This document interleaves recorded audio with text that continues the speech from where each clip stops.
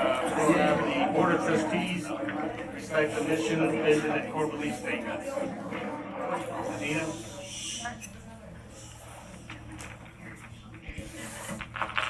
In Taylor ISD, we believe our accessible campus leaders foster community relationships and demonstrate effective communication, servant leadership, and instructional leadership to guide faculty and staff toward our vision. In Taylor ISD, we believe the Board of Trustees is a collaborative team anchored in tradition with a vision towards the future and a connection to the community, inspiring exceptional workplaces and excellence in student outcomes. Taylor ISD, we believe the superintendent and district leaders are forward-thinking, strategic, and accessible partners to our community that empowers staff to help students achieve their unique potential. In Taylor ISD, we believe families are partners who will be informed and supported in the educational process to help students discover their unique potential.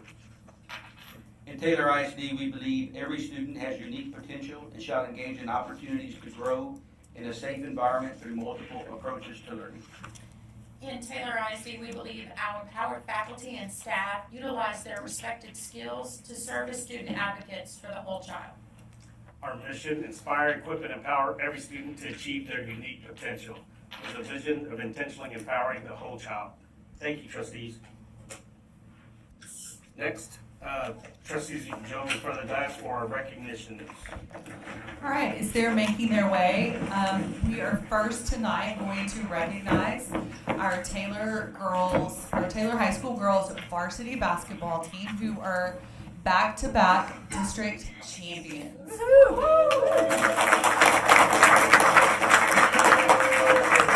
So when I call your name, just come forward, and like we talked, just wait till we all can be up here. Aubriana Alderetti, Tiana Candy, Mia Duncan, Sophia Fisher, Zakiah Frederick, Molly Kennett, Madison Mitchell, Ainsley Reed, Fiona Rivers, Ursula Rydell, and Asia Zachary. We have head coach Lawrence Bailey, assistant coach Jay Reed, and assistant coach Jeff Fisher. So let's give our varsity champions, district champions, a big round of applause.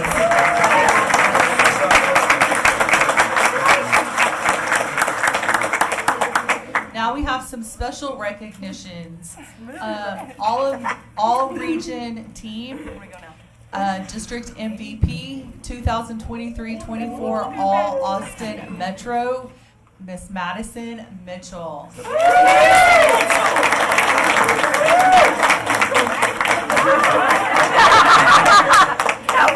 have THSCA 2024 Academic All-State Honorable Mention, and the Chicken Express All-Star goes to Ainsley Reed.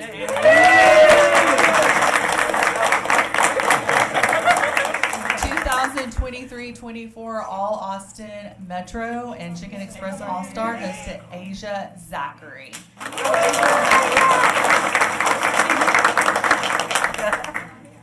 And 22-4A District Coach of the Year goes to Coach Lawrence.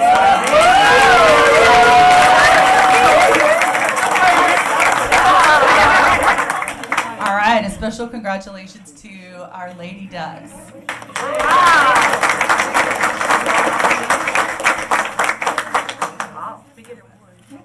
Which way do we go? All right, next up, we have our Lady Duck powerlifting team.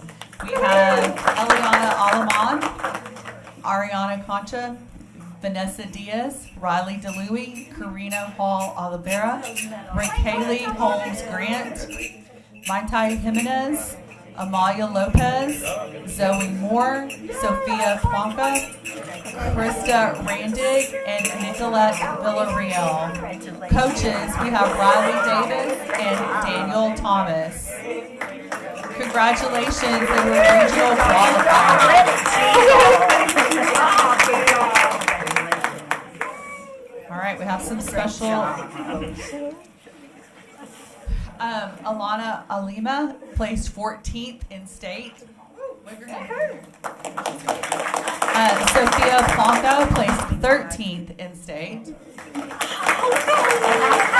Rayleigh Holmes Grant placed 11th in state and broke the regional bench press record of 210 pounds.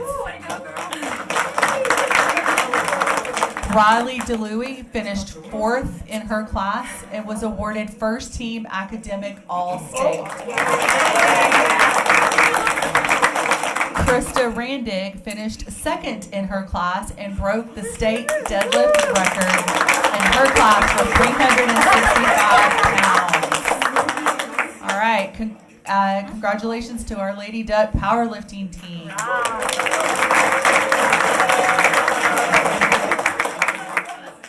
All right, next up we have our boys powerlifting team coached by Coach Armando Talavera. We have Ernest Alderetti, Colby Solis, Brant Whitlow, Luciana Aris, and Miguel Nino.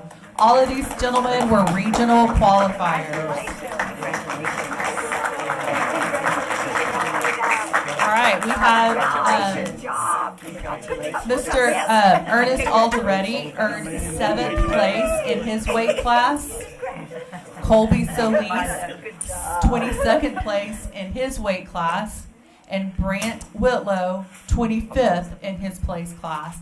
All three had personal best in the squat and bench. So congratulations to our Taylor Duck.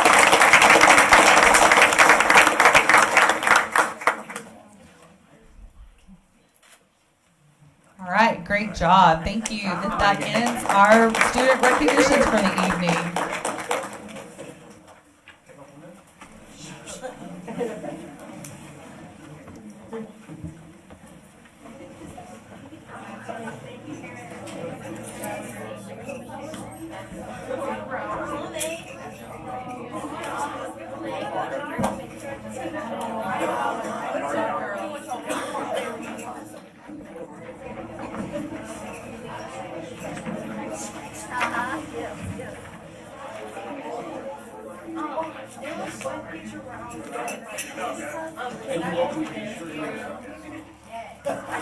No problem. I understand. I was like, I didn't tell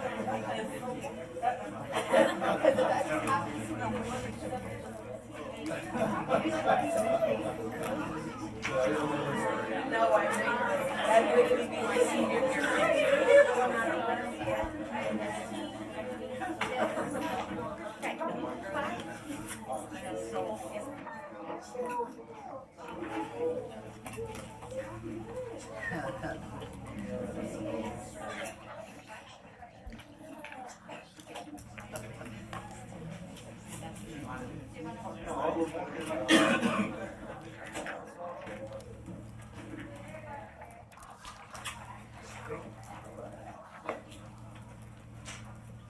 Good evening, everyone. There are many things that I look forward to at the start of each school year, and right up there at the top is the opportunity of hosting our ambassador program. This is our 9th ambassador class that we have just finished, and we have 5 participants in this class this year. And if you add them all up from all 9 classes, there have been 62 local citizens who have taken the time to spend one day a month with us to take an in-depth look at what we have to offer in Taylor ISD. And we thank every one of them for that commitment, for their dedication, for their time, for their interest, and I really appreciate these 5 that have completed the program this year.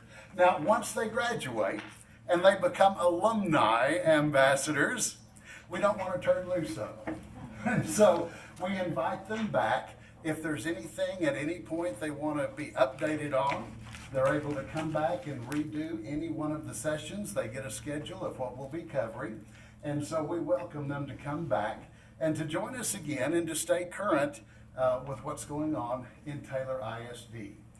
This year, our participants were Sol Marie Adams, Nikki Block, Carla Gay, Pamela File, and Joe Rush. And with us tonight, we have one of our participants here, Pamela File. Pamela, thank you so much for being in the group. Is there anything that you'd like to say about your experience? Just a quick write-up. So on behalf of the Taylor ISD ambassadors for this year, I'd like to take this opportunity to express our gratitude to Taylor ISD administration, to all the teachers and staff who took their time to prepare and help us learn more about their programs and efforts to provide quality education to our students.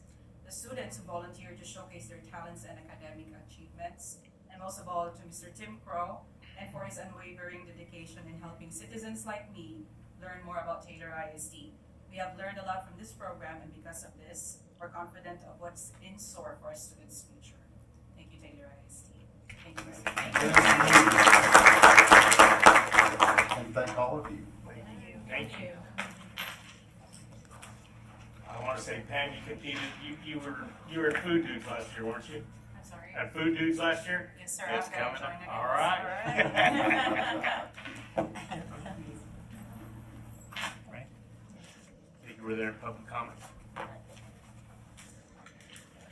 This part, item 6, reports to the Board of Trustees. Fund update, Rising Garden. Yes. Good evening. Thank you, President Ortiz, Superintendent Garcia, trustees. My name is Mark Brooks, Senior Project Manager with Rice & Gardner, and I'm here to give you this month's update on the 2022 construction bond program. So this first slide, my clicker works here, let me give it a try. This first slide in the black and white there in the middle is really an update on each one of the projects. I'll start with phase 2. As you guys know, there's a separate agenda item after this one for approval of the final pay app for phase 1. That work was completed last summer for the most part. We're still working on closing out the project, getting all of the deliverables from the contractor on that. But in review of the contract, it does require board approval of the final amount. And unfortunately, I don't have the final amount handy, but you should have that in your packet. Phase 2 is primarily Taylor High School, the CTE addition, and also includes the Main Street Elementary, which is also an addition of the cafeteria. Not very far from here. So right now you can see in the back of your packet there's 2 photographs on the last 2 pages. We had a drone go up and take a few pictures. So you'll see that the high school has cleared the site. There's currently, it's been graded. They're getting ready to pour the grade beams and the slab. They've done plumbing rough-in, and that project is progressing according to schedule. At Main Street Elementary, it's sort of the same. They've done site work and preparation, utilities, and they're working on the building slab and structure grade beams. Jumping over to phase 3, there are many different campuses involved in phase 3. Right next door here we have T.H. Johnson Elementary. Abatement and demolition is complete, and that work is progressing according to schedule. Over at Taylor Middle School, you may have heard the news about rerouting the pickup and drop off around the new addition footprint. So they've got a crushed granite drive there, sort of cutting across, and that work is progressing according to schedule. Over at District Maintenance, we've done a lot of interior work. Demolition is complete, and plumbing, electrical rough-in has begun. One of the things we're waiting on District Maintenance right now is approval of the site permit. As you guys are aware, there's going to be some bus parking, new bus parking over adjacent to that building. So we're working with the City of Taylor right now to get those site permits approved. Cosman, we're also at the city with the mechanical permits, so you guys know all the HVAC improvements we're doing at that campus. So any questions before we turn the page here? Overall update? Move on to our overall schedule. So Phase 2 started about 4 months ago, back in December. We're progressing around, just if you look at the overall schedule duration and the amount of months that have progressed, we're looking at around 23 or 24% complete from that standpoint. Phase 2, Main Street Elementary has a little bit of shorter overall schedule than the CTE High School edition. Primarily, if you'll notice in the key dates in the bottom of that over at the high school, that CTE edition is going to be completed in December, and then there's some follow-on work inside the building, sort of fitting out some of that flex space after the programs have moved from the existing building into the new addition. Phase 3, all the different campuses. The longest duration is over at Taylor Middle School. Overall, all of those in Phase 3, if you look at the entire approximately 15-month overall schedule, we're a little less than 20% complete right now. So moving on to the overall program summary, and basically if you're familiar with these reports, this first program summary page summarizes all the subsequent pages that are details of every campus. So just touching on some of the highlights, if you look at column D, the uncommitted amounts, you'll see the first two biggest numbers, or three numbers there, are uncommitted. We haven't committed the land purchase agreement yet. Around $7 million was budgeted for that for the 22 bond. Looking at the next row, design and construction costs, we have not committed any of the AE, the approximate $2 million in AE funds to design the new elementary school yet, although a selection has been made. Contract negotiations are in progress. We also have made a lot of progress, although none of it is committed yet, on row D, which is around $5 million, $5.7 million budgeted for FF&E, furniture, fixtures, and equipment. All the classroom furniture has been selected. Purchase orders are sort of in progress, and those will be coming here in the next month or so to get that furniture ordered so it can be in here in time for the additions to open. All right. I think that's about it on that slide. So this next slide is overall, we call it the general bond summary, but it's sort of everything that doesn't really fit in the campus. We've sort of grouped into this one. It includes that uncommitted amount of $7 million for the land primarily, and then the $2 million for the design of the elementary school. And turning the page here to Posman, you can see these next campuses, a lot of the commitments have already been made to their highest amount for the most part, except for the FF&E at each campus. So I'm just going to sort of turn through these.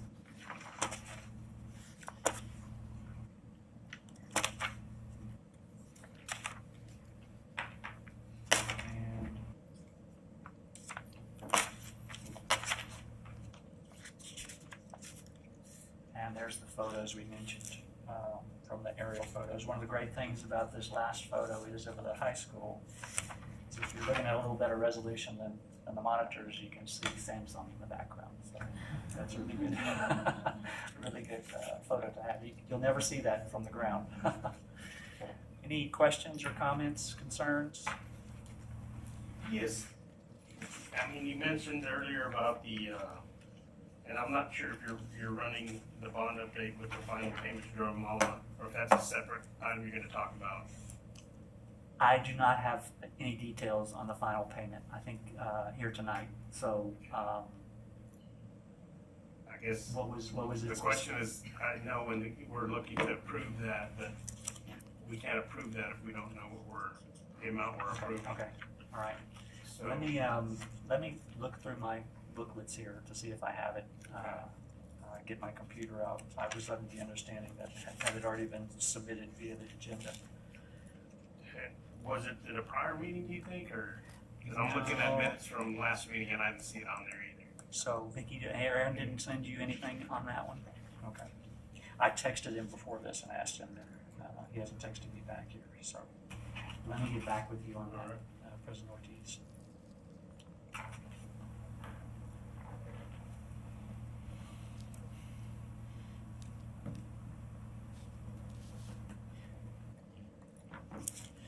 All right, any other questions? Any other questions? I'll get with Vicky on the side here, and let you guys continue. All right. Good to go? Except for that one? Yeah. All right. Okay. Thank you, Mr. Brooks. Yeah, thank you. All right. Item C, mid-year data update.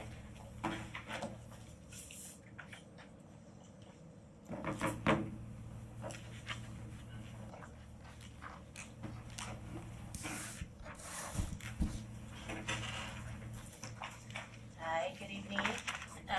It's been a while since I've seen you guys, since last year. I'm Lena Brazier, I'm their district testing coordinator. This is Abby Turner, our director of teaching and learning. So we're just gonna go over our projections for our campuses based off data that we've collected all year. We're gonna do the overall slides. I know you guys have a little bit more information in there, and it does get bogged down. Accountability is fun. So we're just gonna kind of go over this and then we'll get some questions. So just kind of like a refresher, I did this real quick slide. I know that accountability gets tricky with all the domains, but when we're looking and you're looking on there, on your individual sheets, right, when you're looking at domain 1, that's just our students that are passing STAR. High school gets a little tricky because with elementary, middle school, it's 100%. High schools get 40% performance, 40% CCMR, and then 30% graduation rate. And if you remember from last year, the big issue that we're having with the state is that CCMR score. Domain 2 is the student growth, how we're doing over reading and math, one year from the next. And then the relative performance compares us across the district with all the campuses that are the same eco-disc districts, so it's a broader area. And then closing the gaps takes a combination of those first 3, whichever one is higher, we take 70%, and then 30% is some other factors. So when I'm kind of talking about this, if you look at the first one, we're gonna go over Main Street. Main Street, we're looking at the overall, we're gonna look at the bottom 2, where it says Taylor ISD assessments, the fall interim versus the spring interim. These are our projections for this campus. So Main Street is projected to be at a 61, that is a D. You are going to see that in the fall, we were at a 62 and we dropped 1 point. But what I'm gonna say, and I'm gonna say it for each campus, and then Ms. Turner's gonna talk about our plan, is in the spring interim, we decided as a district to implement a writing inventory, because if you remember, we have that big writing portion, and that's about 20% of their grade for writing.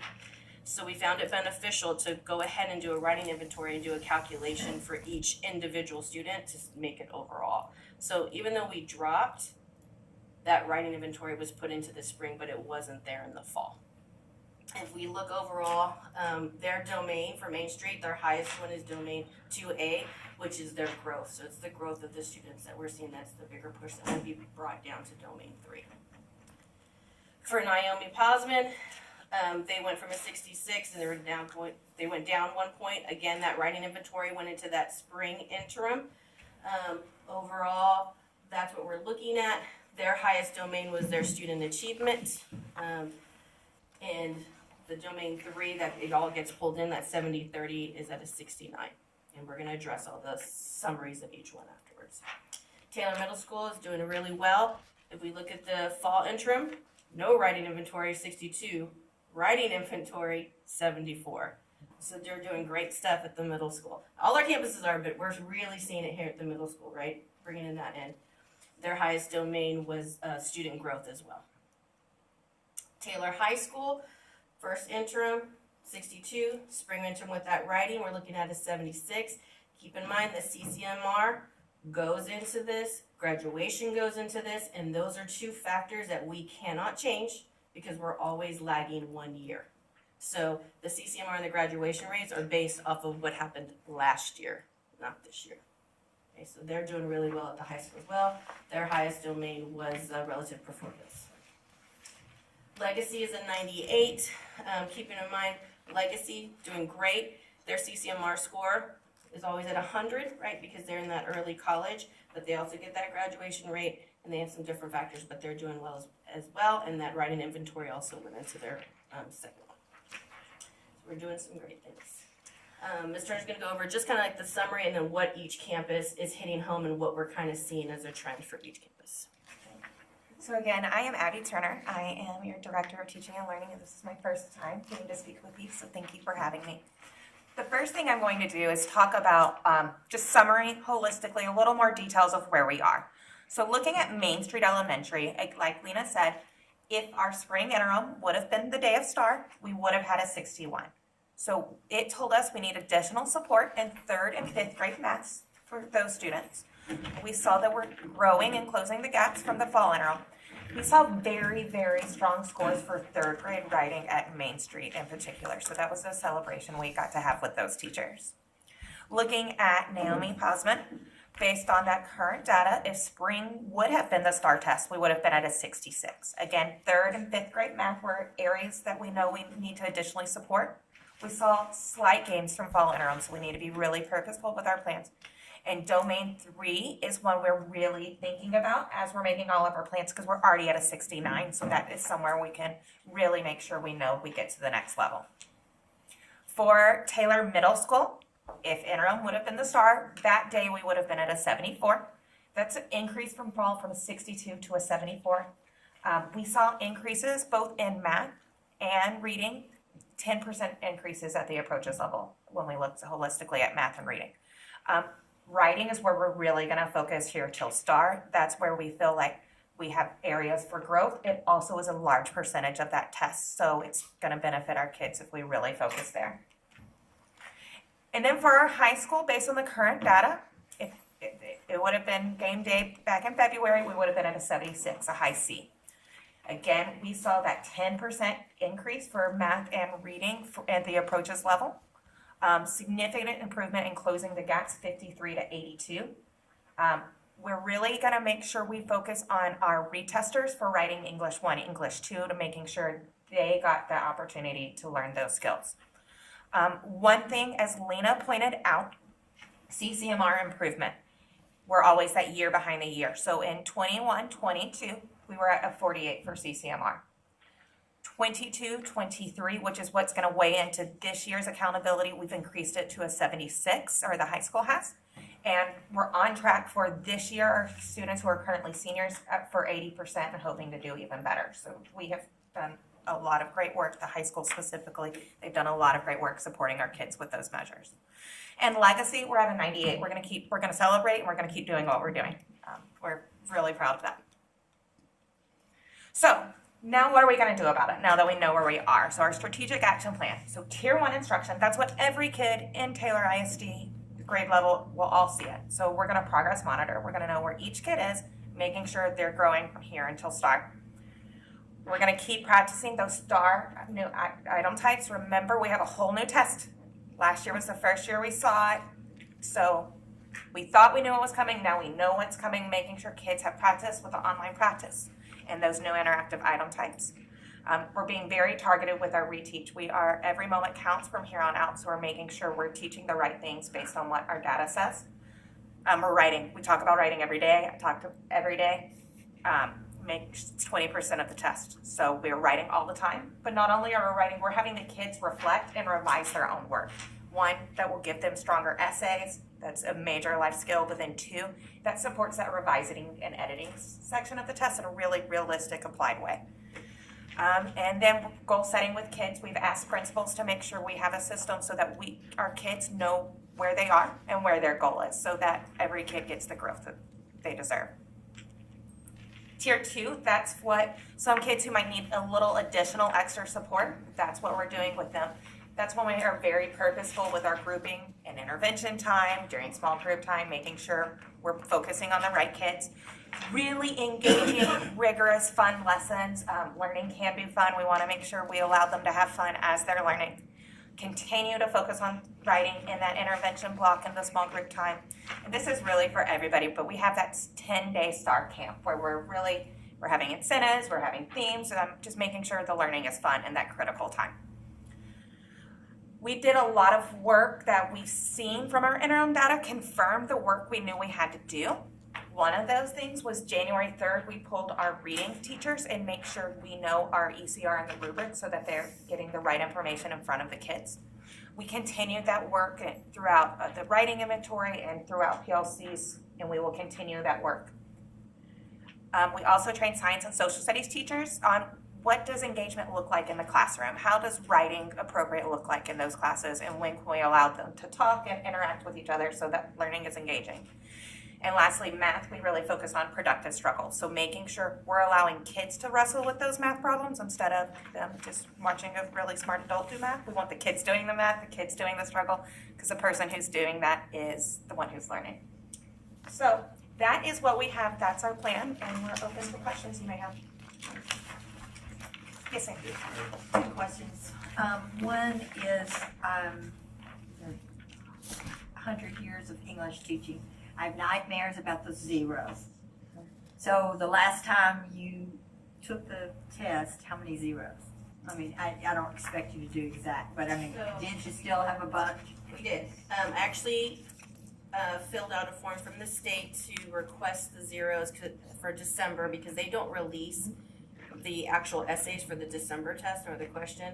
So I filled that out for our district. So we had lots of zeros, probably in the 50s for zeros. They broke it up. This is what was interesting. They gave us a number. One thing to celebrate. There was 4 blank essays in English 1 and 5 blank essays in English 2. So that means the kids are writing something.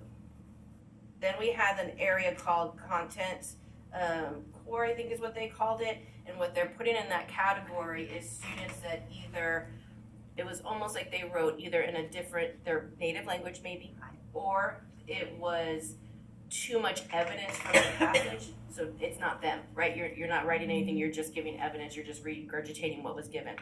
And then we had zeros, which were the higher number, and that was students that wrote, but they got a 0 for structure. Because if you don't have the structure, it's a 0, and you cannot get any other points in grammar. So it won't give it to you. It's a 0. So we're not really talking about a blank page? Right. No, so that's what we I saw. went to see it. I actually went to go see the essay. So I went down to That makes me feel Pearson, better. and I went to see this. I just had a conversation with Sean at the high school, and I took Megan from the high school, which is their dean, and I took the dean from the middle school with me to go see these. Abby wasn't able to come. She was doing some curriculum writing. And it was very eye-opening. We are seeing like the trend of the essay writing going back to that formula, kind of like when we were in school, where you have your intro, your 3 body paragraphs, and a conclusion. If you remember just the way the tests have gone, it used to be that way.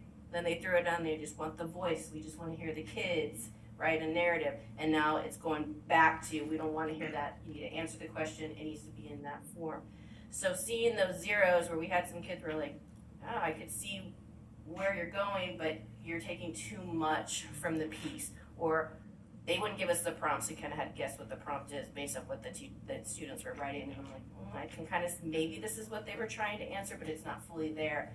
That was very eye-opening. I was an English teacher. I was a high school English teacher. I was very big into writing, so that was very eye-opening to myself. So I know that the 2 deans coming back are relaying that information, coming up with a plan to help those students, especially our language learners, because I could tell from those essays who our English language learners were.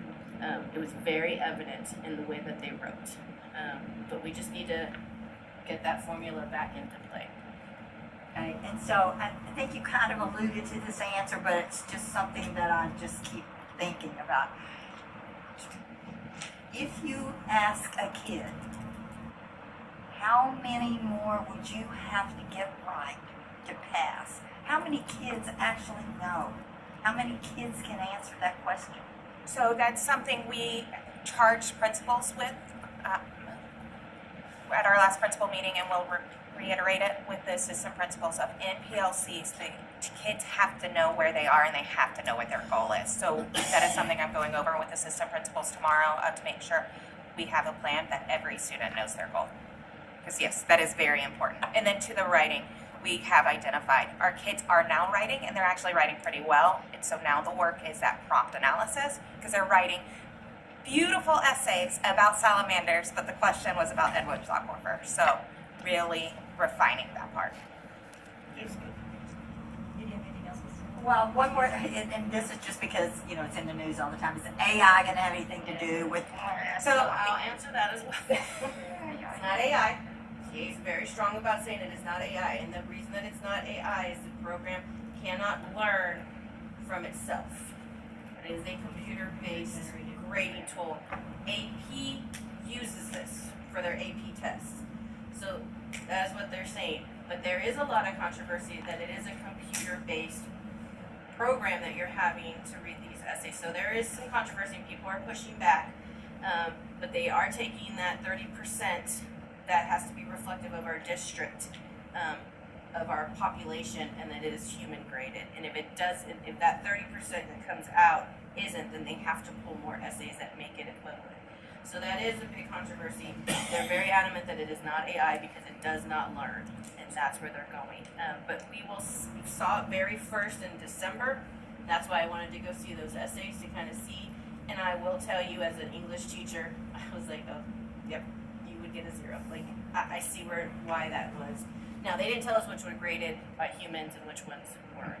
So one thing that they did is the Texas assessment committees that are made up of Texas teachers, they still picked the anchor text. So they had a teacher committee that said, these are 5s. We declared to this prompt, these are 5s, 4s, 3, 2, 1.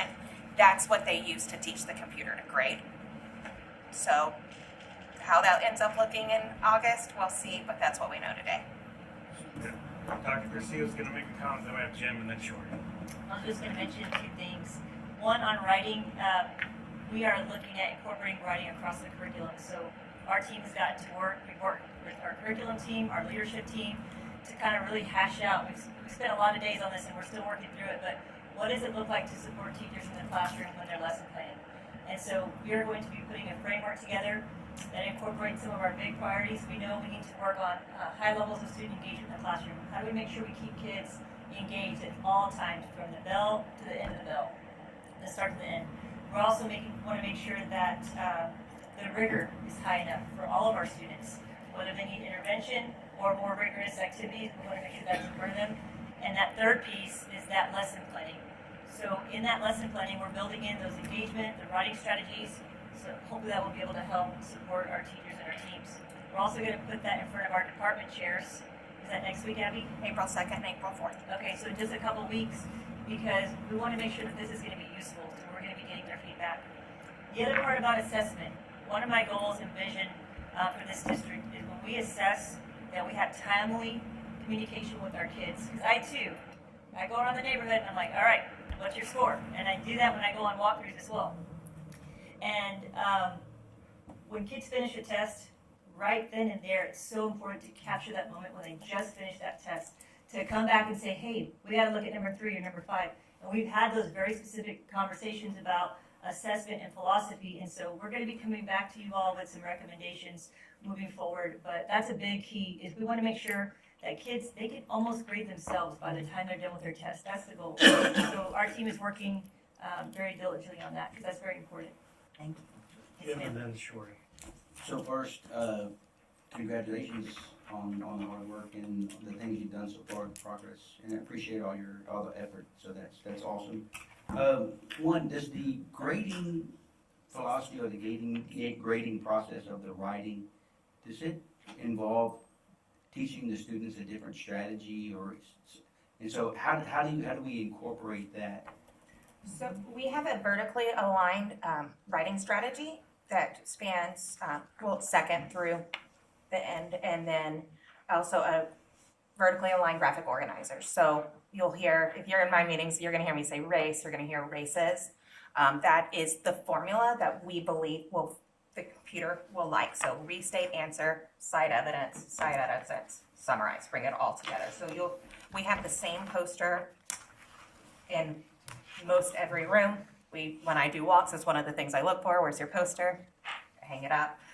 Then the graphic organizer. And so when I'm doing walks, you'll see me looking through. I'm looking for the use of that graphic organizer and that vertically aligned strategy. We know, 1, it's going to get them the score points, but 2, our most vulnerable kids, they need to know that writing is writing is writing. So whether I'm writing in Ms. Frazier's class or Ms. Turner's class, this is what high quality writing looks like. And then lastly, how are the results communicated to parents? How do they? From interim, so they were mailed home. Each campus, they received it's an actual form that actually comes from the system, and it gives them the overall score and where their weaknesses and strengths were. Shorty? Oh, yes. I'm, just trying to get a better understanding of this with the middle school and high school. In the spring interim, Abby, Yes, sir. this is like when you used to have the calculus and culinary, recognized, acceptable, unacceptable, all that. So the high school and middle school is what I'm looking at. According to this, like if it was using those terms, it would be acceptable. In terms of, you know, Yes. the 76 and the 74. So I've been in the letter grade world for quite a while, so, because it used to be English. Yeah, you're looking at the middle of the road. We're still a C, right? You still can get to a B, still can get to an A. Yeah. Those we're not there yet, but that's where we're striving for. So that's where the high school and the middle school are going. Gotcha. And based off of the data, right, that's where we're pushing us to go. But there's so many variables with all the domains and all the calculations. But if that's how you're going to look at it, we're at a C, so we're in the middle of the road, and we need to push up to that B. Gotcha. Really, the A, but. No, that's what. Yeah. Thanks for taking words on my mind. Yes. Appreciate Yeah. it. Any other questions? Think we're good? Thank you. Good work, thanks. If I could, if Mr. Vigo will can visit, but I know they were like taking phones away. And I want to know if that may have had a part in some of the growth that we see. If he's not, we can do it next. Mr. Beagle, would you like to give a cell phone update? Sure. So, I mean, the pouches, is that what you were talking about? So, Taylor Middle School, we started the honor pouches this year, which I'll say have had some really good points, really good things that we do. And really what it did is it created a culture of we don't have our phones out in school. So we've had for years, like, you don't have it out, you don't have it in class. But as we know, it's difficult sometimes because there's always some sort of, let me sneak it, let me take it out, let me, or this teacher says, hey, I give you 5 minutes at the end of class so you can use it. And when you have the honor pouches, you don't have the ability to do that. So it's kind of trained students to know that there is no reason at any time to use their phone. If we have the iPads for students who, if they do need to, they can email their parents, they can contact them that way, because we had some parents who were concerned about, well, how do I get in contact with my kid? We always say also, you can just call the office, and we can call them down, which is a new fangled idea for some. Really, where we've gotten to a point, my biggest thing is that I feel like we've gotten to a point to where we don't have to go and do pouch checks all the time. We don't have to go and make sure that students are doing it. They've gotten to a point where they're conditioned, so they know if we see a phone that's out of a pouch, that phone becomes ours. Then mom or dad has to come get it. They get the pouch. We discuss why you need to have the pouch, what the importance is. So I would say that one of the biggest things that I've seen this year is, like, I don't see phones walking down the hall. I don't see phones in classes. I don't see kids on them. And it does reduce the distraction. It definitely does. And so we did have to adapt because students always find sometimes a way around. So they were finding ways to get onto their iPads and play games and do those kind of things. So there was a lot of work with technology to block certain things and find ways to do that, and monitoring software. I can't say that it directly caused this, but I will say that there is less distraction in class. But like I said, I think it really comes down to, in the end, building the culture that's there so they know that I can't do that. That's not the expectation. Because I will say, we don't go and check the kids' phones every morning to make sure that they're in the pouch. But we never see that kid's phone. We never have an issue or a concern. So this doesn't become like we check every kid at the door and we have to make sure they do it. And they've become really, really good at it. So I don't know. I mean, that's really honest, if it really impacts as far as the overall. But I will say, like I said, it's definitely been a positive impact on campus overall. I'll just give you my personal opinion, because I know that's implemented, and when we see a growth, that's the kind of jump of growth that I've been waiting to see. And because of that's happening there, me, as a trustee, sees it as a positive. So to me, yes, it is impacting the growth that we're seeing at the middle school. So that's just my personal opinion. I don't know if anybody else wants to make a comment or if they say the same thing, but that's what I see.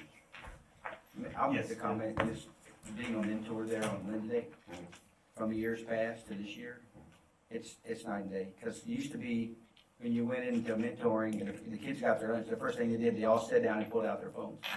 And they all, they were all busy, there was really not much interaction. And now they come in, and nobody pulls out their phone. And they're having lunch, and they're talking, and, we play cards, or we do whatever, and it's a completely different interaction than it was before, so. At least from anecdotally, it seems like it has a positive impact. Well, they're not even allowed to use their iPads that much either. So it's one of those things that's trying to get the interaction between the kids. And I will say they have really adapted to that. For a while, it was a lot of talking, a lot of growing pains. But like I said, I haven't had a kid, I will say a student complain in probably 2 or 3 months. And it's just become a standard. So I will say I also have an excellent staff, an amazing team. We've done a lot of growth, a lot of systems being put into place, working with all of my team, Ms. Jordan, my academic dean, just getting things and on all the plans in place has also been a big part of that. So like once you have everything, I would say under control, but everything, all the systems are in place, all those things are working as they should, then you have the ability to work on that tier 1, that classroom instruction. So you have the peace of mind to say, okay, I know everything else is set, now what's the next piece? So as we move into, my goal is to have next year's to have an A. Like I know that's lofty we're at, but we could feasibly be at a B this year by the end of the year. And I will say that I will be happy whatever we get to or where we're at, but I definitely think we can be there by the end of the year, and next year we can be at that A. It's going to take some work. So. Appreciate it, thank you. Thank you again, I didn't plan on that, but no, thank you. When I see this, I'm like, hey. I always enjoy bragging about my team. Thank you, Mr. Weasel. Yes, sir.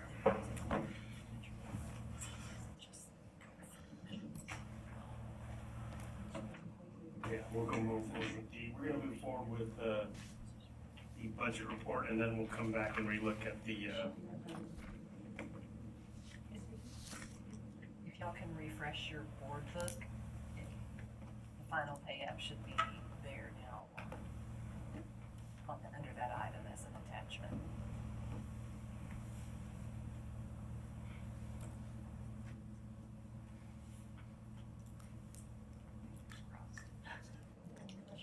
Mark has the information and he can present it to you. yeah, Mark, we can use a certain. I also emailed it to you, so if you can't see it in your board book, you can see it there as an attachment. Okay, it's around $114,000. Just a second.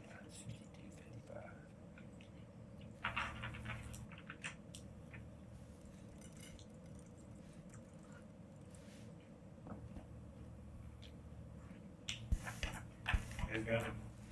All right. You guys got it refreshed? So the cover sheet on those is a summary sheet. It's standard. The final pay app is really no different than a normal pay app.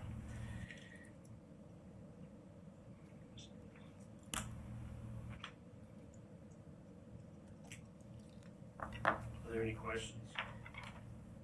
And you said we've received all of our manuals, all the other supporting documentation for. So we're going to hold on to it until we get all that from one of the sticking points right now. We're working with the board's attorney, is asbestos certification. So that's on our checklist. We've gone through the contract.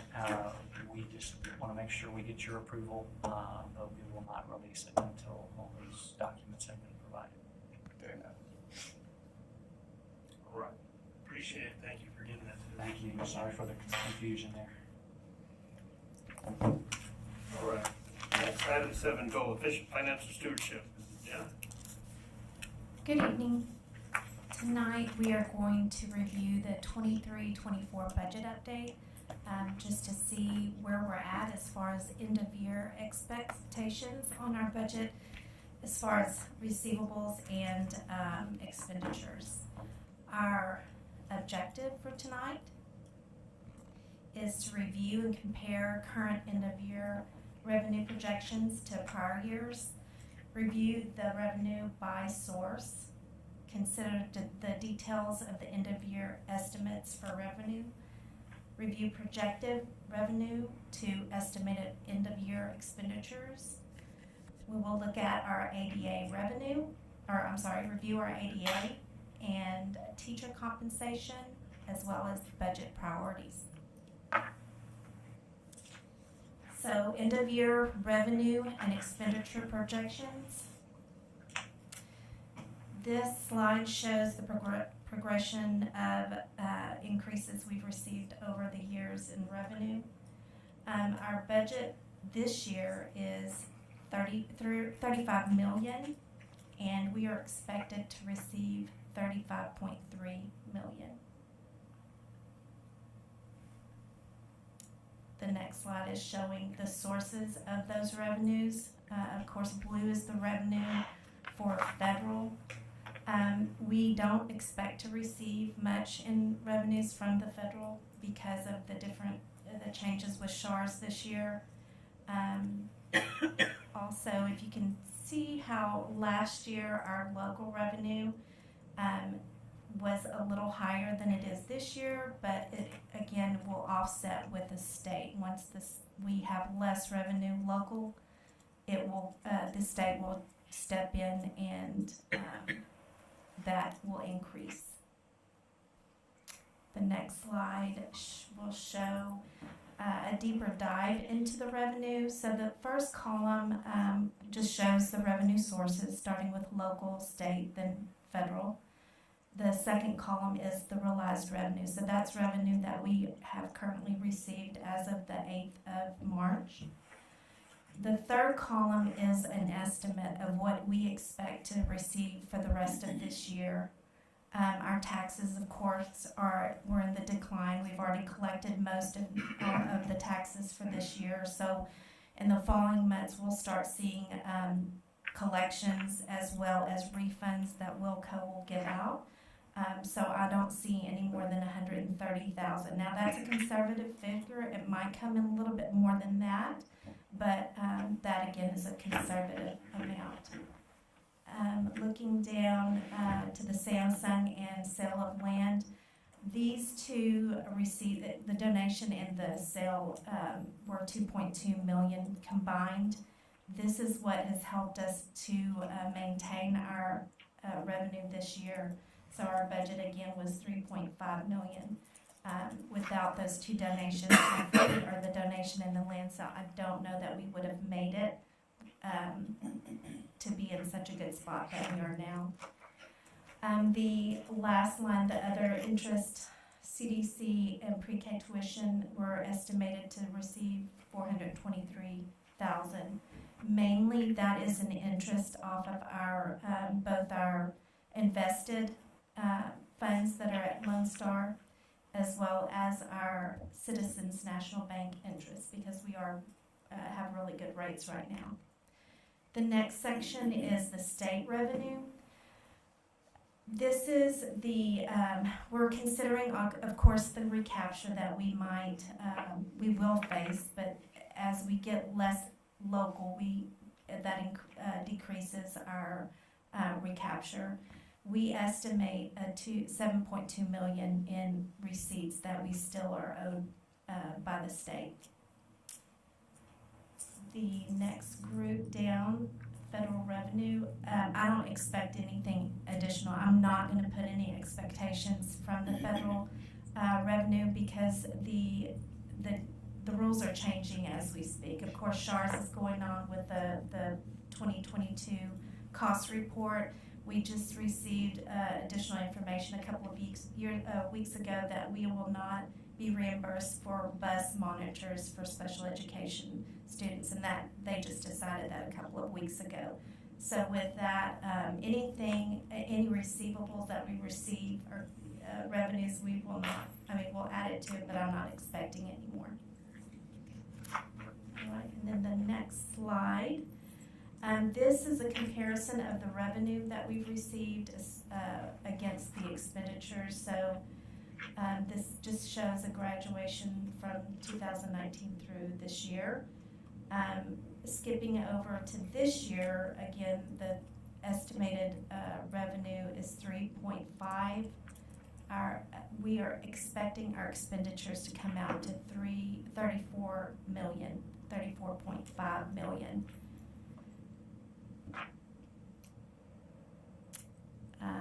Our average daily attendance, ADA, just looking back over the past 5 years, this slide isn't columned up, but this year, again, our enrollment is 3,021. Our ADA budgeted was 2,899. The student enrollment is based on the PEIMS submission in the summer, except for this year, and we just went off the first through the fourth 6 weeks to get that average.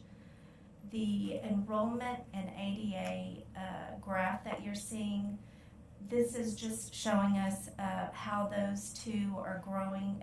As soon as we get those closer together, once those lines come and stay together closer, that shows our attendance is at a better percentage.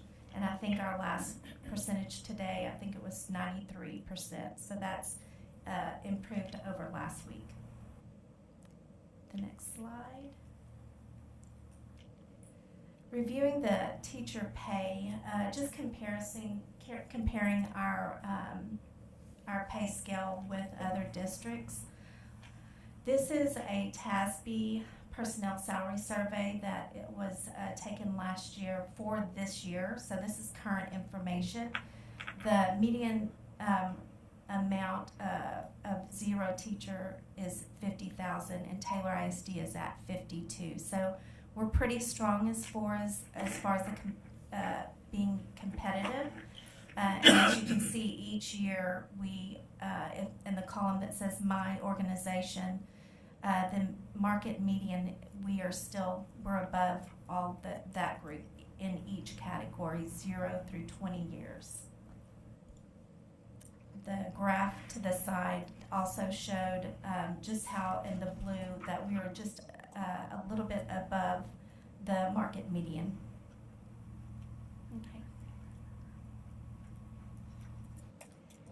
Okay, our budget goals, assumptions, priority, and risks. So this is something Dr. Garcia has definitely been a part of and helped with, and really wanted us to be intentional in the budget and what we're doing as far as being intentional with our budget. So our budget goal that was set for this year is to support the Taylor ISD mission, vision, and strategic plan with financial integrity evident by maximizing the benefit from all available resources.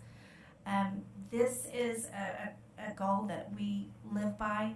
Our group, we want to make sure that every dollar that we spend is with a direct impact to our students and our staff. As we move through, we have met with different leaders in our district, leadership team, our principals, to get with them and gain information or insight from their perspective. We've invited them to give us what their priorities are so that we might be able to include that with our vision for the budget priorities. And we are inviting the board to review and consider what priorities they would like us to also include. The assumptions for this year, we manage the district resources effectively, including identify ways to increase revenues and or decrease expenditures to maintain a balanced budget, use realistic and defined average daily attendance for the fiscal year, assuming an enrollment of at least 3,000 students. Maintain adequate general fund reserves as defined as 3 months of operating expenditures. Refrain from general fund reserves to balance the budget. And then, of course, the Samsung 313 agreement that is in effect this year. Our budget priorities, and again, this is something we would love for the board to give us y'all's input and give us your perspective. But so far, we have come up with continuing to sufficiently fund school safety initiatives, including student support, counseling service, provide targeted funding and staffing for improved student achievement to meet the goals identified within the strategic plan. Our priorities are to increase state funding through implementation of district initiatives that promote student attendance, provide a balanced budget, staff retention, offering competitive salaries, stipends, and benefits for all employees. Okay, now the risks. So this, coming year, we're monitoring all the other districts around us, but we want to make sure that it's all on the table. What are the risks? Spending required to meet unfunded mandates. That's basically reviewing the programs that we have in place right now. The student enrollment in ADA needs to meet the projections. The impact on fuel, property, casualty insurance, and other commodities, and the potential risk of sustainable of current programs in future budget years. So those are some of the risks that we see on the horizon.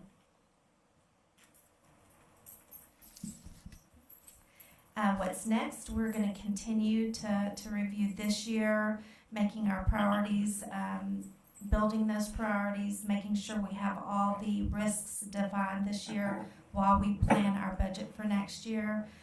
We've continued to meet for staffing needs next year. The raises, of course, are on our horizon, as well as stipends, what those might be next year. Any questions regarding any of the information? Yes. Yeah. Do we have a listing or a slide of the unfunded mandates and what those are and what it's costing us, what we're having to pay out of pocket for that? The unfunded mandates as far as the program? So in here you have budget risk, spending required to meet unfunded mandates, and I know we had the one around security, and we didn't get enough money for the security guard, so I know that's one. But do we have others that are out there like that? That's the main one that I know. That one is most that. so we can get those numbers. Yeah, special education is one, because, last year our funding, we had received at least 600,000, and as you noticed, it was 43,000 this year. So, is there something, concerns? You mentioned the Samsung 313. Yes. Just ballpark, what are we looking at that for the upcoming year? About, on a conservative level, about 750,000 to $1 million. And is that because they're not in full production at this point? No, it's because it has an effect on our ADA. So one portion of our payment will be based on ADA. The other part is our taxes. So the value and our tax gets compressed. That's what that payment's based on. So when those two drop, the payment drops. Let me clarify, if I can maybe get some clarification, because it was my understanding, this is any portion of this upcoming budget, because it was my understanding until they start producing chips, which would be 2025 is when payments for the 313 would have started. So this is just what our normal revenue would be if they were just a company without that 313 agreement? Right, So would some of that be subjected to recapture then? No, No? it will not. We'll get the ADA payment portion in November. We're going to send an invoice and it'll be ADA based on this year. So we should have that payment before the end of the year, and then in January, they're required to pay us our 313 agreement by January, the end of January. And it's all, in April, May, when we have finalized the tax rate and things like that, we'll be able to have a more narrow estimated projection, and we Yes. will include the chapter 313. In August, when we adopt the tax rate, next month I do have a meeting with Wilco. They have an entity meeting, so I might find out a little bit more about the values of Samsung as well as just the Taylor. Taylor's tax. Yes. We should get a review of where we are versus what we discussed in the original agreement, and Yes. compare. Cause I look at Anita and then I'm kind of like scratching my head. I thought Yeah. I thought the initial payment was more than that, so Yeah. it'd be good maybe it's because they don't have all the assets in place and so forth and so on, but I'd still like to know where we are compared to what the initial projections look like. Definitely share that. We also put together, just on that the second to last slide, the budget priorities. Was there anything from our trustees that you would like for us to add or consider? I do have a question on that, but I know they're bullet points, but is that in the order that you guys see, or is there a priority? I can, once we have everybody's input, I can definitely prioritize.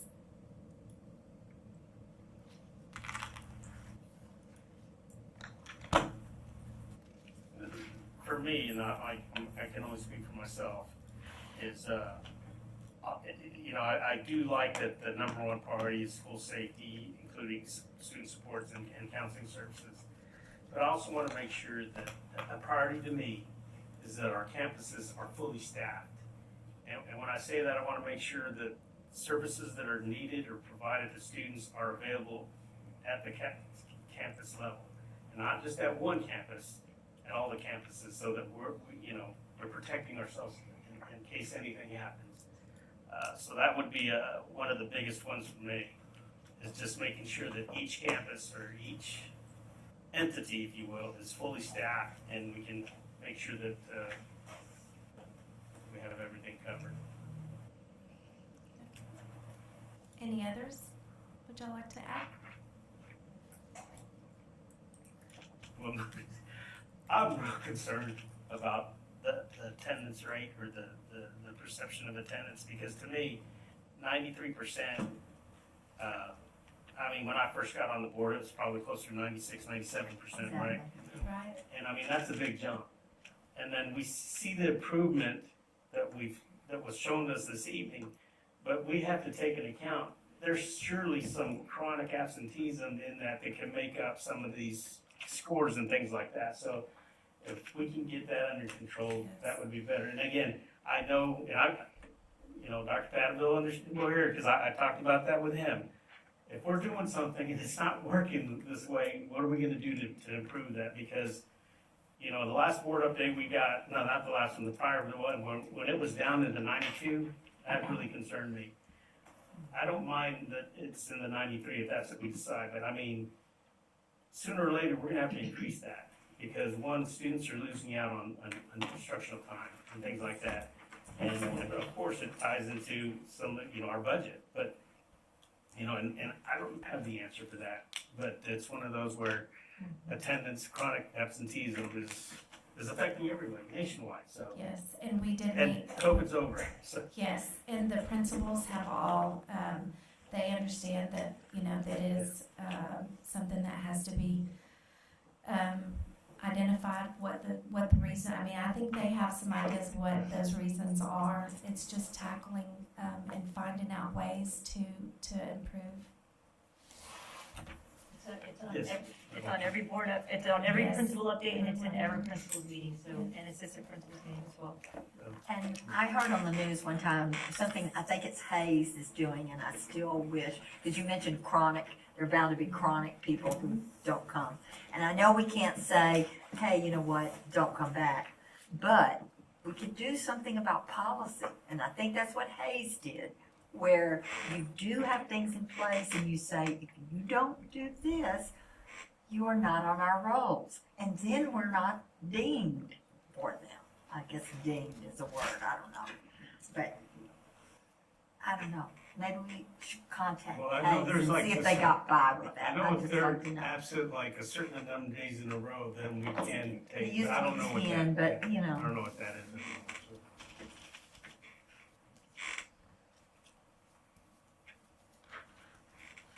Yeah, because we're only accountable to who's on our roll, right? So if they're not there.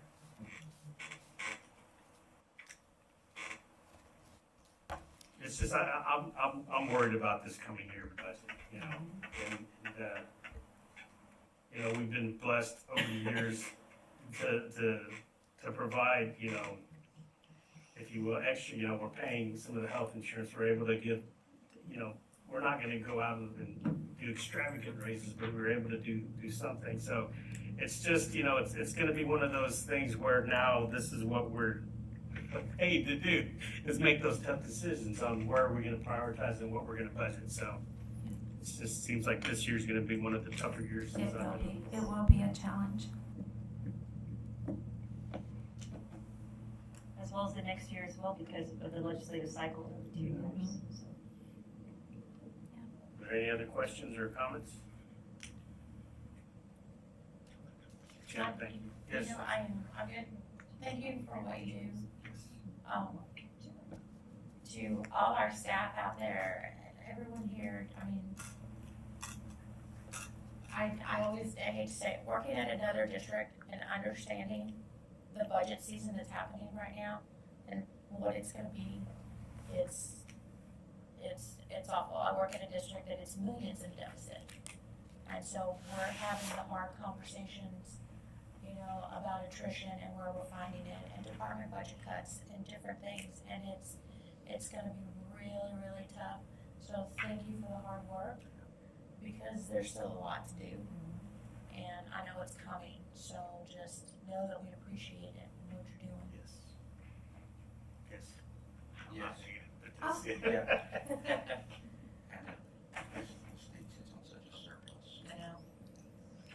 All right. Next on the agenda is the consent agenda, which consists of the item A, the minutes of the regular meeting, February 26, 2024. The board team building training, March 25th, 2024. Convening of a quorum, March 19th, 2024. The tax report, monthly financial report, purchasing approval, and approval of the final payment to Dry Mallet Construction Company for Phase 1 completion. Is there any item that a trustee would like to move for further discussion? Seeing that there are none, I'm open to a motion to approve the consent agenda as presented. I so move. Go ahead. I second.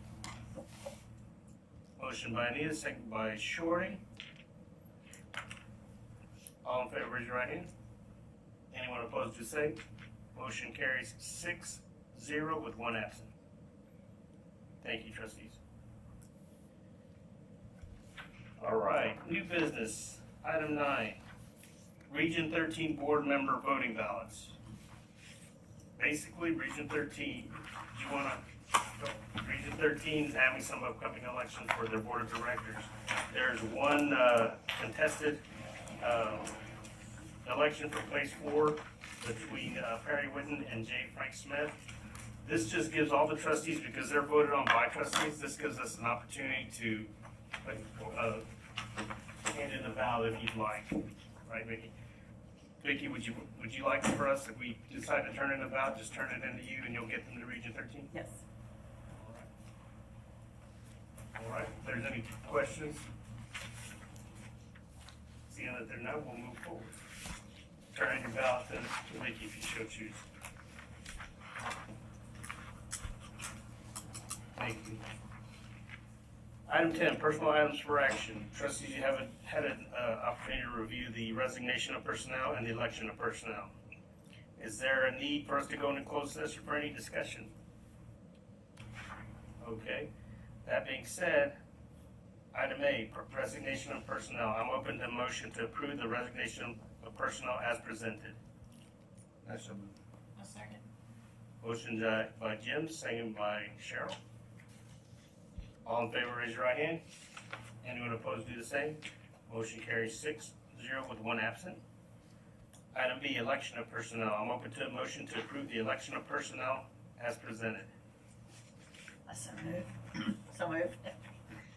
Second. Motion by Anita, second by Marilyn. All in favor, raise your right hand. Anyone opposed, do the same. Motion carries 6-0 with one absent. Thank you, trustees. Next on the agenda calendar, Legacy Early College High School National Honor Society induction on April 15th, 2024, 6 p.m. Our regular board meeting, April 26th or 22nd. Taylor High School National Honor Society induction on April 23rd. Rotary Scholars Banquet. Oh my God, we're already talking about end of your banquets. Yeah. Banquet. Busy season. May 2nd, 2024. Green bean. This is an important one, and I'm not sure what we're planning, but Teacher Appreciation Week, May 6th through the 10th. All right, if there's something that the trustees can be involved with, would you let us know? Yes, sir. Okay, local scholarship ceremony, May 7th, and then Temple College graduation at Bell County Expo 7, May 11th, and Legacy Early College High School graduation at 6:30 at Taylor Auditorium on May 17th. Wow. All right. Next on, just suggestions of future items and food for thought. All right, I think very good. At this time, as determined by the Board of Trustees, the board may recess into closed session for purposes permitted by Texas Opens Meetings Act, Texas Government Code, Section 551.001, to discuss items relating to personnel, including but not limited to professional contracts, Texas Government Code Section 551-074. Any action will be taken in open session. The board will exit open session at 8:18 p.m.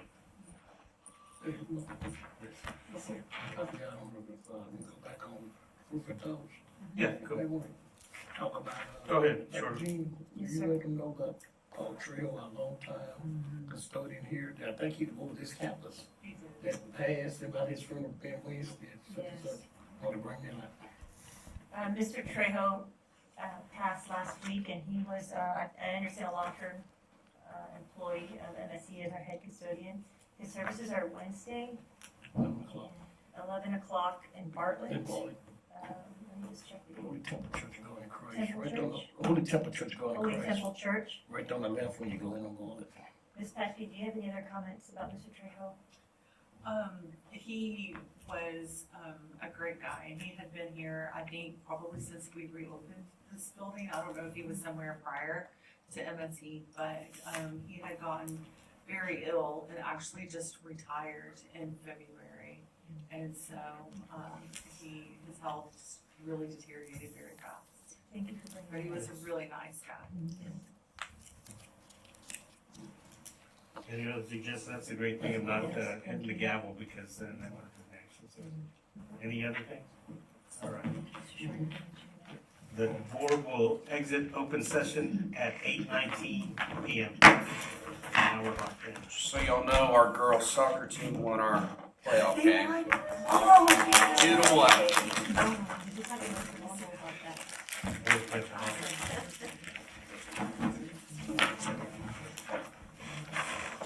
Shelby, you said girls, right? You said girls?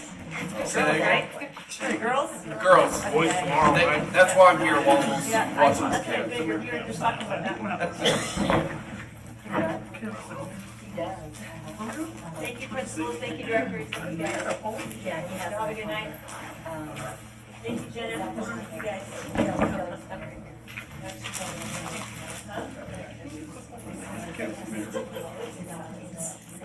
Support healing. I don't recognize who it is.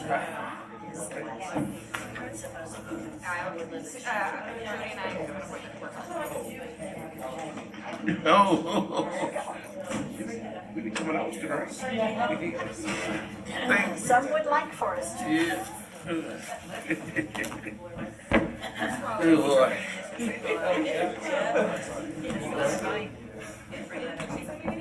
problem. Yeah, I'm just thinking about it. I spoke to his daughter. No, it was just, do you want her?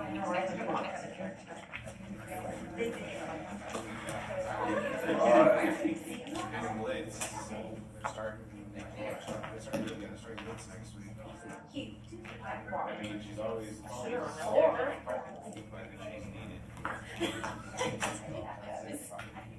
But you feel like it would be a good use of my money? There?